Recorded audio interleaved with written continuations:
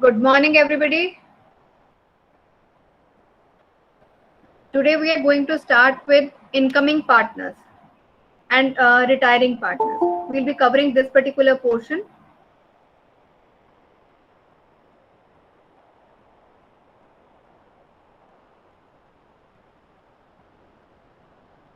Just a minute, beta.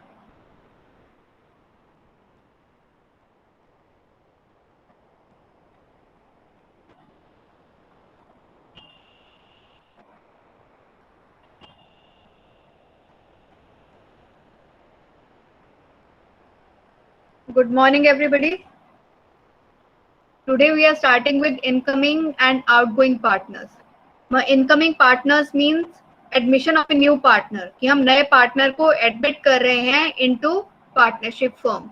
ठीक है, तो नया पार्टनर आएगा तो क्या होगा. ठीक है, और आउटगोइंग पार्टनर्स कौन होंगे. Outgoing partners will be the partners who will be leaving the partnership firm, या फिर कौन होंगे रिटायरिंग पार्टनर्स. ठीक है, जो छोड़ के जा रहे हैं. ठीक है, इनकमिंग जो एडमिशन मतलब new partners which are joining. Outgoing का मतलब है जो एग्जिस्टिंग पार्टनर्स है दैट आर लीविंग और someone who is retiring. Section 31 incoming partners से रिलेटेड है. सेक्शन 31 क्या कहता है, या admission of a partner. Subject to contract between the partners and to the provisions of section 30, no person shall be introduced as a partner into a firm without the consent of all the existing partners. ठीक है, section 30 के हिसाब से ये है कि कोई भी पर्सन, ठीक है, पार्टनरशिप में इंट्रोड्यूस नहीं किया जा सकता जब तक कि बाकी पार्टनर्स उसके लिए कंसेंट नहीं देते. It means new partner can be included with the consent of all the existing partners, के सारे पार्टनर्स की कंसेंट चाहिए. और ये जो नया पार्टनर आएगा इसकी लाइबिलिटी, इसका काम कहाँ से शुरू होगा, जिस डेट को वो ज्वाइन कर रहा है उससे पहले के जो लाइबिलिटीज हैं पार्टनरशिप फर्म की, उस सब के लिए वो नया पार्टनर लायबल नहीं होगा पुरानी एक्टिविटीज के लिए.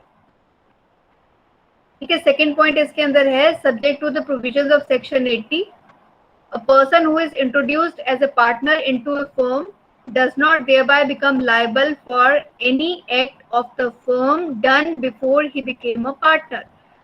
तो ये नया पार्टनर जो आएगा वो किसके लिए लायबल नहीं है, जो भी एक्शंस, जो भी काम पार्टनरशिप फर्म ने पहले किए हुए हैं, उसके ज्वाइन करने से पहले जो एक्शंस हैं, एक्ट्स हैं, उसके लिए ये नया पार्टनर लायबल नहीं होगा. तो these two things are there कि सबसे पहले सारे पार्टनर्स की कंसेंट होनी चाहिए, और नया पार्टनर किसके लिए लायबल नहीं है, जो एक्ट उसके ज्वाइन करने से, पार्टनर बनने से पहले उस पार्टनरशिप फर्म में हुए हैं. ठीक है, next we are covering retirement of a partner, section 32, outgoing partner.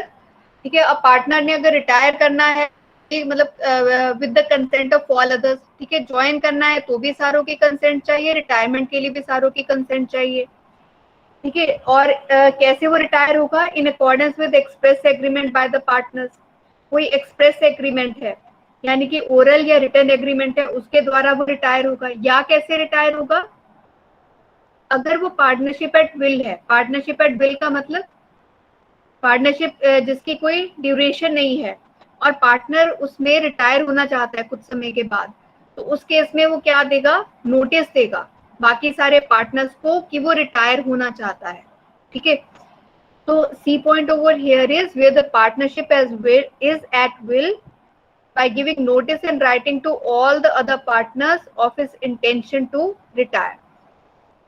ठीक है, तो पार्टनर रिटायर कैसे हो सकता है, सबकी कंसेंट के साथ हो सकता है, एक्सप्रेस एग्रीमेंट के द्वारा हो सकता है, या फिर अगर पार्टनरशिप एट विल है तो उस केस में रिटायर होने के लिए उसे क्या करना है, बाकी सारे पार्टनर्स को राइटिंग में नोटिस देना है. ठीक है, ये नोटिस अगर राइटिंग है तो राइटिंग में होना चाहिए, ये नहीं कि वो दो लोगों से ओरली बात कर ले.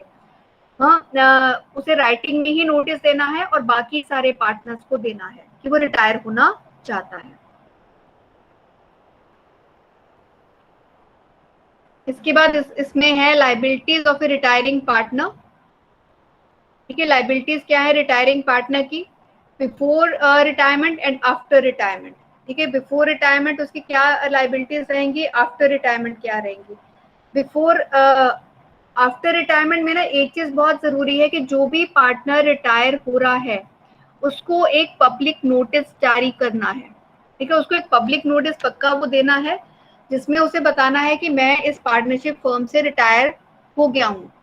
क्यों बताना है? क्योंकि अगर वो नहीं बताता then in the eyes of public he is still a partner of that firm.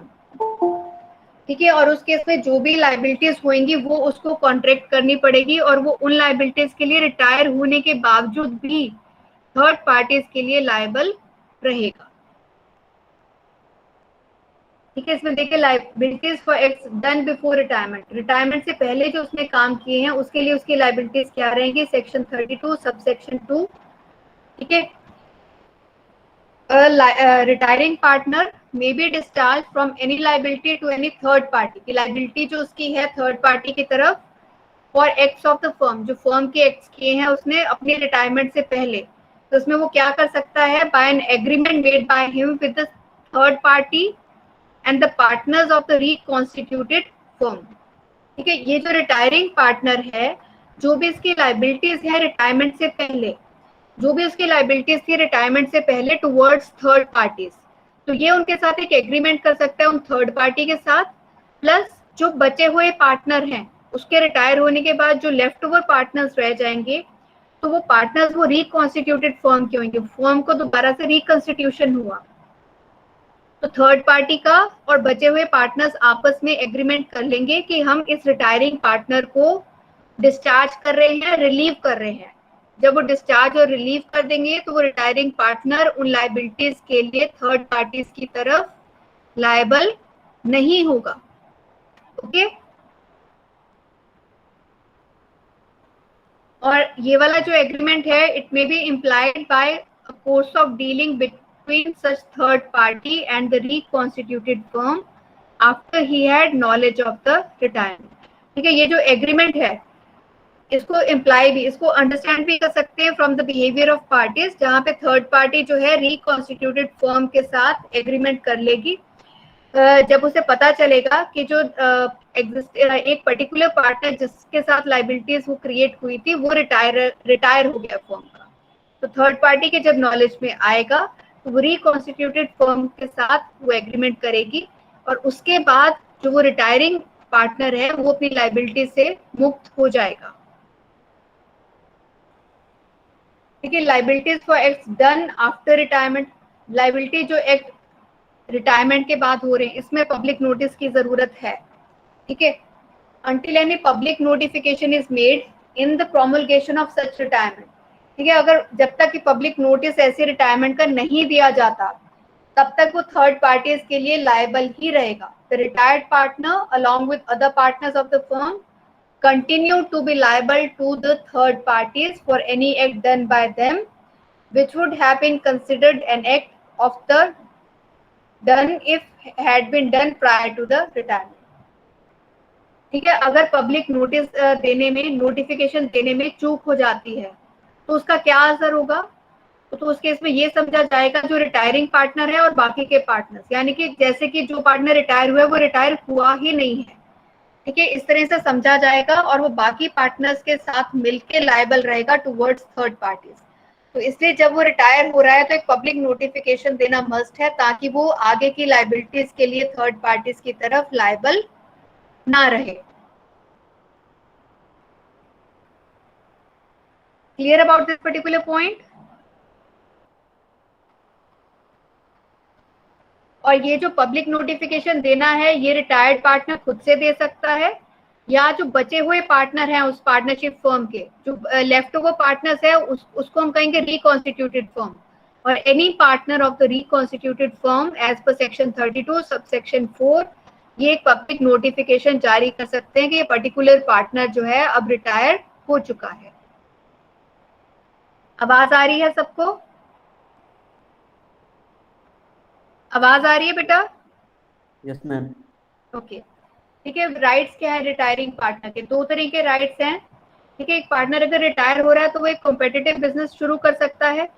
ठीक है, मतलब सेम नेचर ऑफ बिजनेस वो कर सकता है, compete कर सकता है, पर उसे क्या उसके अंदर ध्यान रखना है?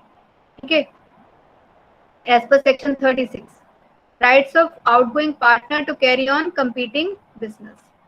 ठीक है, आउटगोइंग पार्टनर को क्या नहीं करना है अगर वो कंपीटिंग बिजनेस कर भी रहा है, ठीक है, तो उसके इसमें वो एडवर्टाइज तो करेगा अपना उसने कंपीटिंग बिजनेस खोला है, से कपड़े का ही बिजनेस कर रहे थे, कपड़े का ही उसने खोल लिया रिटायर होने के बाद, हाँ एडवर्टाइज भी करेगा वो अपने नए बिजनेस को, पर क्या नहीं करेगा, वो उस फर्म का नाम यूज नहीं करेगा, ठीक है, उसके पुराने कस्टमर्स को अप्रोच नहीं करेगा, अपने को वो रिप्रेजेंट नहीं करेगा, represent himself as carrying on the business of the firm, और क्या नहीं करेगा, solicit the old customers of the firm जिनके साथ वो पहले डील कर रहा था, ठीक है, तो वो पुराने कस्टमर्स को अप्रोच करने की कोशिश नहीं करेगा, फर्म का नाम नहीं यूज करेगा और अपने को रिप्रेजेंट नहीं करेगा कि भाई मैं बिजनेस कर रहा हूँ फर्म का, ठीक है, ये उसके this will be the right of the outgoing partner, right you can say और ड्यूटी यू कैन से।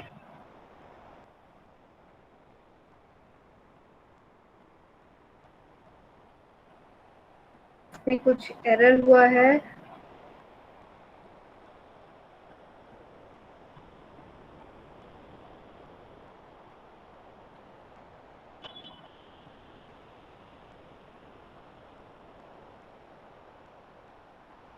और क्या राइट है आउटगोइंग पार्टनर के को क्या हम कर सकते हैं, जैसे हमने इंडियन कॉन्ट्रैक्ट एक्ट में भी पढ़ा था कि जो राइट ऑफ पार्टनर के केस में इसमें हम रेस्ट्रेन कर सकते हैं, जो पार्टनर बिजनेस को छोड़ के जा रहा है, कंपीटिंग बिजनेस कर रहा है, उसके ऊपर हम कैसी लिमिट्स लगा सकते हैं, कैसे रेस्ट्रेंट्स लगा सकते हैं कि वो एक पर्टिकुलर स्पेसिफाइड टाइम के लिए वो बिजनेस नहीं करेगा, कि उस पर आपने रोक लगा दी कि वो 5 साल के लिए नहीं करेगा, ठीक है, वो स्पेसिफाइड पीरियड हो गया, या आपने डिसाइड कर लिया कि सिर्फ वो मलोट में कर रहा था तो मलोट के विद इन 50 किलोमीटर के रेडियस में वो नहीं करेगा, ठीक है, स्पेसिफाई कर दिया आपने लोकल लिमिट्स, तो ऐसा वो नहीं करेगा, ठीक है, बट ये रेस्ट्रिक्शंस जो भी उसके ऊपर लगानी लगेंगी वो रीजनेबल होनी चाहिए, वो अनरीजनेबल नहीं होनी चाहिए, वो उसकी लिबर्टी को नुकसान पहुंचाने वाली नहीं होनी चाहिए, उसको लाइवलीहुड अर्न करने से रोकने वाली नहीं होनी चाहिए, ठीक है, तो क्लियर अबाउट आउटगोइंग पार्टनर के राइट आपको क्लियर हो गया, दिस पर्टिकुलर राइट, ठीक है, सेकेंड राइट उसके पास क्या है, right to share subsequent profits under section 37, कि जो सब्सिक्वेंटली मैं उसके रिटायरमेंट के बाद जो प्रॉफिट हो रहे हैं वो कैसे शेयर कर सकता है, सेक्शन 37, ठीक है, जहां पे कि कोई मेंबर जो है जो छोड़ के गया था वो मर गया, ठीक है, where any member of a firm has died, ठीक है, मतलब डेथ हो गई है पार्टनर की, और otherwise cease to be a partner, या वो पार्टनर अब नहीं है, और जो सर्वाइविंग और कंटिन्यूइंग पार्टनर्स हैं वो बिजनेस कंटिन्यू कर रहे हैं, कैरी कर रहे हैं, ठीक है, without any final settlement of accounts as between them and the outgoing partner और हिज एस्टेट, तो इसमें क्या है कि पार्टनर छोड़ के चला गया या पार्टनर गुजर गया, अगर पार्टनर गुजर गया तो उसके मतलब कि सर्वाइविंग जो भी गुजर गया, छोड़ के चला गया, तो जो भी जिंदा बचे हुए पार्टनर्स हैं या जो पार्टनरशिप को कंटिन्यू कर रहे हैं, वो बिजनेस कैरी फॉरवर्ड कर रहे हैं, पर उन्होंने क्या किया कि जब डेथ हुई या पर्सन छोड़ के गया तो उन्होंने जो अपने सेटलमेंट ऑफ अकाउंट्स है, फाइनल सेटलमेंट ऑफ अकाउंट्स वो नहीं की, जो पार्टनर जा रहा था और फर्म के साथ, ठीक है, अगर उन्होंने ऐसा नहीं किया तो, और in the absence of contract, और कोई अगर कॉन्ट्रैक्ट नहीं है तो आउटगोइंग पार्टनर के पास क्या ऑप्शन है, जो पार्टनर छोड़ के जा रहा है आउटगोइंग पार्टनर, उसको एक ऑप्शन दी हुई है, उसको दी हुई है ऑप्शन, या वो खुद से यूज कर सकता है या उसके रिप्रेजेंटेटिव यूज कर सकते हैं अगर डेथ हो चुकी है उस पार्टनर की, ठीक है, क्या ऑप्शन है कि वो प्रॉफिट में शेयर ले सकता है, या वो शेयर ले सकता है या फिर 6% पर एनम के हिसाब से जो भी उसका शेयर बनता है, ठीक है, वो डिमांड कर सकता है, ठीक है, such share of profits made since he ceased to be partner as may be attributable to the use of his share of property of the firm or to interest at the rate of 6% on the amount of his share in the property of the firm, तो या तो जो वो profits वो उसने earn किए हैं firm में जब से वो पार्टनर नहीं रहा, जब से डेथ हो गई या जब से रिटायर होके गया, तो उस केस में जो भी उसका प्रॉफिट बनता है, रेट बनता है, वो प्रॉफिट ले सकता है, या फिर वो क्या कर सकता है, जो भी उसका प्रॉपर्टी मतलब कि शेयर था फर्म के अंदर, ठीक है, उस पर्टिकुलर शेयर के ऊपर वो 6% का पर एनम का इंटरेस्ट ले सकता है, फाइन, कि कब होगा, जब फाइनल सेटलमेंट ऑफ अकाउंट्स उस पार्टनर के साथ नहीं की बाकी पार्टनर्स ने। इन दैट पर्टिकुलर सिचुएशन उसका राइट बनता है सब्सिक्वेंट प्रॉफिट्स पे। अगर फाइनल सेटलमेंट ऑफ अकाउंट्स उस पार्टनर के साथ हो चुकी है तो फिर सब्सिक्वेंट प्रॉफिट्स में उसको शेयर नहीं मिलेगा। ओके इसी में एक पॉइंट है expulsion of a partner, section 33। ठीक है, एक्सपल्शन का मतलब है किसी को निकालना, पार्टनर को एक्सपेल करना। पार्टनर का काम ठीक ठाक नहीं है या वो कोई गड़बड़ कर रहा है तो बाकी पार्टनर्स उसको मतलब एक्सपेल कर सकते हैं। ठीक है, a partner may not be expelled from a firm by any majority of partners. वैसे तो मेजोरिटी ऑफ पार्टनर्स नहीं कर सकते, except in the exercise of bona fide powers conferred by contract between the partners. पर कब कर सकते हैं, एक्सेप्शन क्या है, जब उन्हें बोनाफाइड पावर्स को यूज कर रहे हैं। ठीक है, ट्रस्ट के बेसिस पे कर रहे हैं। ठीक है, और पार्टनर ने कोई ट्रस्ट तोड़ा है तो उस केस में उसको एक्सपेल कर सकते हैं। और एक्सपेल्ड पार्टनर को कैसे माना जाएगा, जैसे कि वो रिटायर्ड पार्टनर है और जो भी रिटायर्ड पार्टनर के राइट्स और ड्यूटीज हैं वो वाले राइट्स एक्सपेल्ड पार्टनर को ट्रांसफर हो जाएंगे। यानी कि expelled partner is equal to retired partner. Is it okay? Yes ma'am. अब है नेक्स्ट है कि इंसॉल्वेंसी ऑफ ए पार्टनर, कि अगर पार्टनर कोई दिवालिया हो गया तो जिस डेट को उसका ऑर्डर ऑफ एडजुडिकेशन पास किया जाएगा, ठीक है, जिस डेट को ऑर्डर ऑफ एडजुडिकेशन पास किया जाएगा उस डेट से वो फर्म के लिए फिर वो लायबल नहीं रहेगा। इसको देखेंगे सेक्शन 34।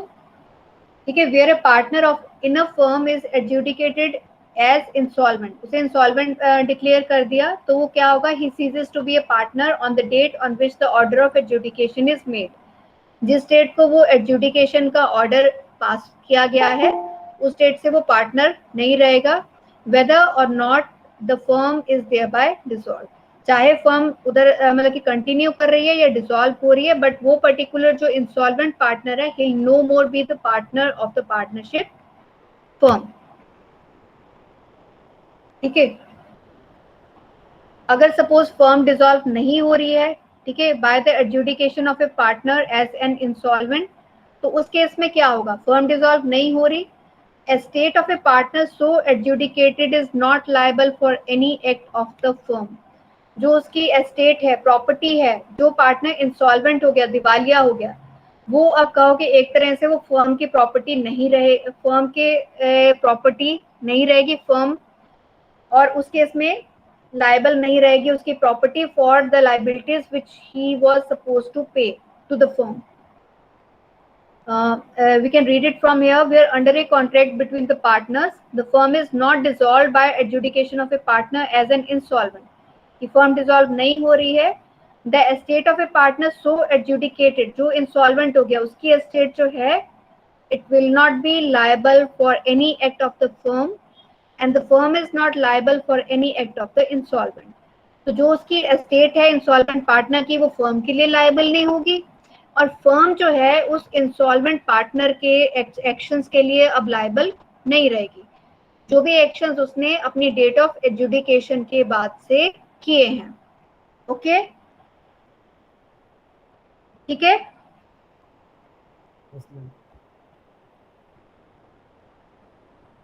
आवाज आ रही है? हाँ जी मैम। ओके, नेक्स्ट है डेथ ऑफ ए पार्टनर, की अगर पार्टनर की डेथ हो रही है सेक्शन 35, तो उस केस में कैसे ट्रीट किया जाएगा। ठीक है, तो उस केस में लाइबिलिटी क्या रहेगी, liability of estate of deceased partner, की अगर कोई पार्टनर गुजर गया है तो उसकी एस्टेट को कैसे मतलब वो हम इसमें ट्रीट करेंगे। Where under a contract between the partners the firm is not dissolved by the death of a partner. ठीक है, फर्म डिसॉल्व नहीं हुई है पार्टनर के डेथ के बाद से, तो एस्टेट जो डिसीज्ड पार्टनर की है वो लायबल नहीं होगी फर्म के लिए। The estate of a deceased partner is not liable for any act of the firm done after his death. ठीक है, जो भी एक्शंस डेथ के बाद हुए हैं फर्म के अंदर, ठीक है, फर्म ने लिए हैं, उसके लिए डिसीज पार्टनर की, जो पर्सन पार्टनर गुजर चुका है उसकी एस्टेट उसके लिए लायबल नहीं होगी, पर किसके लिए लायबल होगी, जो एक्ट उसके जिंदा रहते रहते किए गए हैं उसके लिए उसकी एस्टेट लायबल होगी। पर किसके लिए लायबल नहीं होगी? जो एक्शंस उसके डेथ के बाद किए गए हैं। Okay, fine.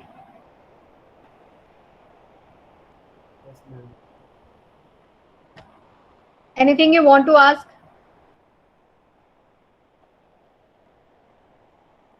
पूछना चाहते हैं आप? कोई डाउट्स आपको?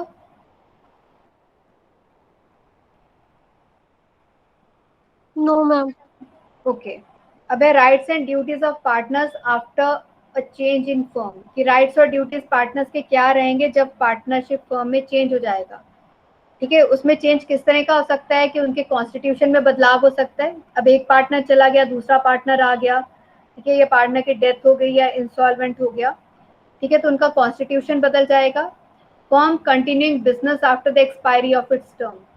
ठीक है, अगर फर्म अपने बिजनेस को कंटिन्यू करती है after the expiry of its term, तो 1 साल के लिए बनी थी, उसके बावजूद अगर वो कंटिन्यू करती रहती है, तो उस केस में क्या होगा? जो भी उनका मतलब कहो कि वो एग्रीमेंट पहले चल रहा था उनके बीच में, सेम पर्टिकुलर एग्रीमेंट आगे भी फिर कंटिन्यू माना जाएगा। जिस प्रोपोर्शन में वो पहले प्रॉफिट्स शेयर कर रहे थे, सेम प्रोपोर्शन में वो प्रॉफिट्स अब भी शेयर करेंगे और अब भी लायबल रहेंगे। अगर वो एक्सपायरी के बाद, जो एक्सपायरी हो गई है टर्म की से 1 साल के लिए बनी थी, उसके बावजूद भी पार्टनरशिप फर्म कंटिन्यू कर रही है, तो सेम कंटिन्यू रहेंगे rights and duties. Where additional undertakings are carried out, ये है कि जैसे वो पर्टिकुलर पार्टनरशिप थी, ठीक है, पर्टिकुलर पार्टनरशिप में एक पर्टिकुलर प्रोजेक्ट करना था, बट उसके बाद वो आगे के प्रोजेक्ट भी उन्होंने करने शुरू कर दिए। अगर उन्होंने आगे के प्रोजेक्ट्स भी करने स्टार्ट कर दिए, तो जो टर्म्स कंडीशन पहले गवर्न कर रही थी, same conditions will govern the other undertakings that they are continuing. ठीक है, अब ये पार्टनरशिप एट विल बन जाएंगी ये दोनों। ठीक है, फिक्स टर्म वाली जो एक्सपायरी के बाद भी चल रही है और ये अंडरटेकिंग्स के बाद भी। ठीक है, तो एडिशनल अंडरटेकिंग वो ले रहे हैं, एडिशनल प्रोजेक्ट ले रहे हैं, तो वो पार्टनरशिप एट विल में कन्वर्ट हो जाएगी। ठीक है, revocation of continuing guarantee.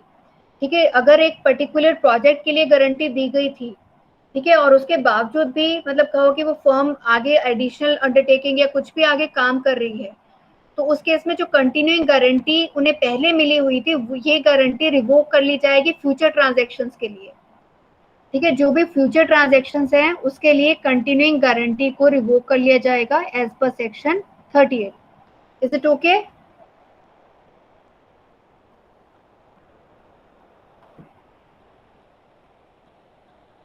Thank you everybody.